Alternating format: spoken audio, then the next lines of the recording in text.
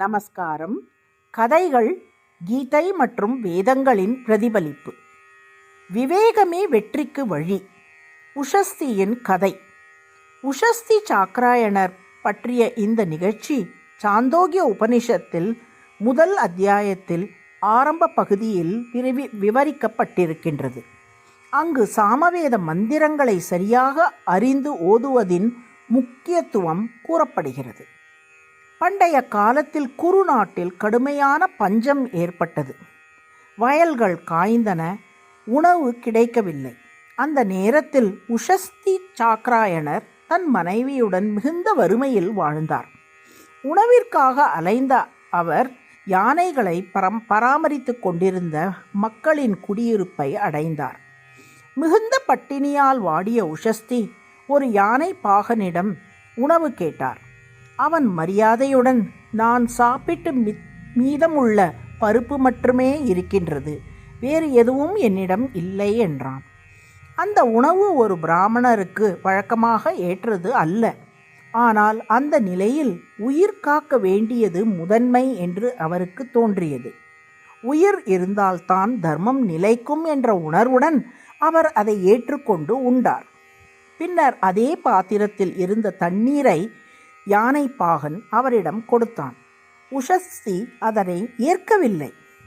அதை பார்த்த யானை பாகன் கேட்டான், உணவை ஏற்றீர்கள், தண்ணீரை மட்டும் ஏன் மறுக்கிறீர்கள்? அவர் அமைதியாக சொன்னார், உயிர் காக்கவே உணவை சாப்பிட்டேன். உயிரே இல்லை எனில் அறமும் தர்மமும் செய்ய முடியாது. ஆனால் தண்ணீர் வேறு எங்கும் கிடைக்கும். தேவையில்லாமல் ஒழுக்கத்தை விட்டுவிடக்கூடாது. சில நாள்களில் வலிமை திரும்பிய பின் அவர் ஒரு யாகசாலைக்கு சென்றார். அங்கே வேத மந்திரங்கள் அறியாமையால் தவறாக ஓதப்படுவதை கேட்டார். ஏழ்மையோ சோர்வோ அவரை தடுக்கவில்லை. அவர் உண்மையை தெளிவாக சொல்லி மந்திரங்களின் சரியான அர்த்தத்தை விளக்கினார். அவரது ஞானத்தை உணர்ந்த ராஜா அவரை மரியாதையுடன் கௌரவித்து செல்வம் வழங்கினார். இந்த கதை ஒரு ஆழ்ந்த வேத நெறியை உணர்த்துகிறது. சரியான செயல் மற்றும் விவேகம் உண்மையான வெற்றியை கொடுக்கும். உஷஸ்தி உயிரை காத்தார், ஒழுக்கத்தை காத்தார், உண்மையை நிலைநிறுத்தினார், சூழ்நிலைக்கு ஏற்ற புத்திசாலித்தனமாக நடந்தார். அவர் வெற்றியை நாடவில்லை, தர்மத்தை நாடினார்.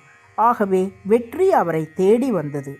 இதுவே இந்த வேத வாக்கின் உண்மை.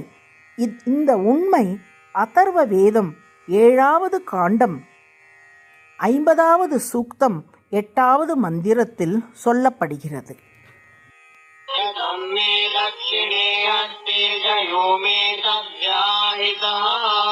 இதன் பொருள், என் கையில் சரியான செயல் இருந்தால் வெற்றி தானாக வந்து சேரும். நாராயண நாராயண.